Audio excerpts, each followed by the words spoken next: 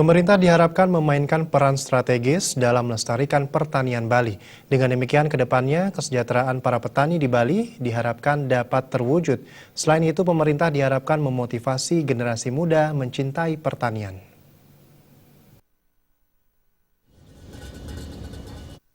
Ancaman serius sektor pertanian di Bali saat ini adalah rendahnya minat generasi muda untuk menekuni sektor pertanian. Generasi muda menganggap sektor pertanian tidak memberi harapan hidup lebih baik.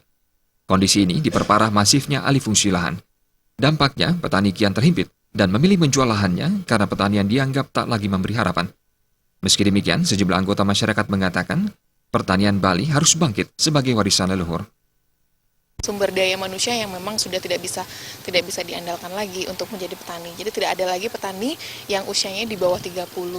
Mungkin kendalanya itu satu adalah mereka belum melihat bahwa pekerjaan sebagai petani itu menjanjikan gitu loh. Jadi banyak dari mereka yang mikir lebih baik ke pariwisata saja, mungkin seperti itu. Saya telah membuktikan bahwa pertanian mampu mengantar saya untuk menjadi lebih terhormat dan lebih sejahtera. Patut saya syukuri dengan penuh karena Tuhan telah menitipkan rezeki ke kami sekeluarga lebih dari yang kami minta.